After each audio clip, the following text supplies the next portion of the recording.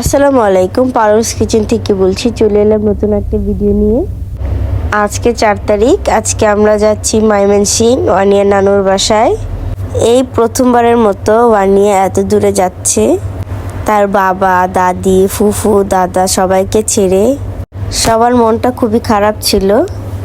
এই যে আমরা সব কিছু গুছিয়ে বের হয়ে যাচ্ছি, সিঁড়ি থেকে নামছি।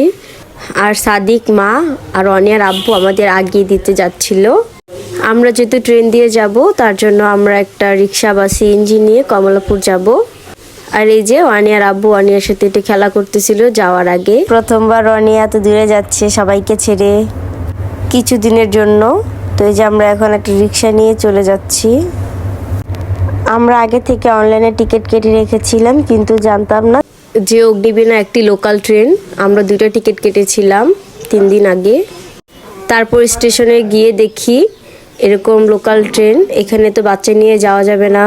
এরপরে আমরা নেমে পড়লাম ট্রেন থেকে, অপেক্ষা করতেছিলাম আরেক ট্রেনে। তারপর একটা টিটিকে ডাক দিয়ে এনে জিজ্ঞেস করলাম পরবর্তী ট্রেন কোন সময় ছাড়বে। বলে 1টা বাজে। তখন যেহেতু 11:30 বাজে, আমরা গিয়েছিলাম স্টেশনে। 11:30 বাজে ট্রেন ছাড়ার কথা ছিল, কিন্তু 12টা বেজে গিয়েছিল। ট্রেন আর ছাড়ে নাই তখনও, যেহেতু এটা লোকাল। তার জন্য আমরা দেরি না করে ডাইরেক্ট মহাখালী চলে গিয়েছিলাম একটি সিএনজি নিয়ে। আর ট্রেনে বাচ্চাকে খাওয়ানো যাবে না, তার জন্য আমরা এই যে বাসে উঠে পড়লাম। বাসে এসেছি, রাস্তাঘাট পুরো ফাঁকা ছিল। আর এই যে রাস্তাঘাটে ভিডিও করেছিলাম। রাস্তাঘাটে এত সুন্দর লাগছিল, একদম ফাঁকা। এরকম ফাঁকা রাস্তাঘাটে আমার খুব পছন্দ। আর এই যে ওয়ানিয়া কি সুন্দর ঘুমাচ্ছে ওর খালামুনির কোলে। তো এই যে দেখুন কি সুন্দর, আর একদম জ্যাম ছিল না রাস্তায়। কত সুন্দর লাগছে দেখতে, পুরো ফাঁকা ফাঁকা শহর। এরকম যদি ঢাকা শহর সবসময় থাকে তাহলে কত ঘুরতে কত শান্তি লাগবে। যেহেতু বাচ্চা নিয়ে যাচ্ছি তার জন্য বেশি ভিডিও করি নাই। এই যে ওয়ানিয়ার ঘুম ভেঙে গেছে। বাসে আমরা কেক খেয়েছিলাম আর একটা জুস কিনেছিলাম বাসে যাওয়ার সময়। আমরা খুব তাড়াতাড়ি এয়ারপোর্টে পৌঁছে গিয়েছিলাম, প্রায় 1 ঘন্টার মধ্যে।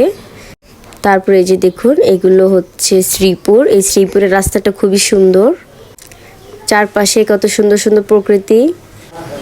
কার কার এরকম এলাকা পছন্দ অবশ্যই কমেন্ট করবেন। আর কে কোথায় ঈদ করেছেন সেটাও আমাদের জানাবেন। আর আমাদের ভিডিওটি অবশ্যই লাইক করবেন, কমেন্ট করবেন, এবং আমাদের চ্যানেলটিকে চোখ রাখুন আমরা কি কি করি ময়মনসিংহে এসে। আর মাও অসুস্থ হয়ে গেছে, মার পায়ে একটু সমস্যা হচ্ছে, আপনারা জানেন।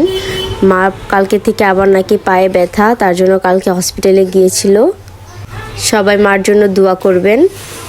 আর এই যে অসনা দাঁড়ায় একটু ভাব নিতেছিল। পুরো বাস ফাঁকা ছিল, কয়েকজন লোক ছিল মাত্র। যেহেতু ঢাকা শহর থেকে কেউ কোথাও যাচ্ছে না তেমন, বাইরের দেশ থেকে আর কি ঢাকা আসতেছে।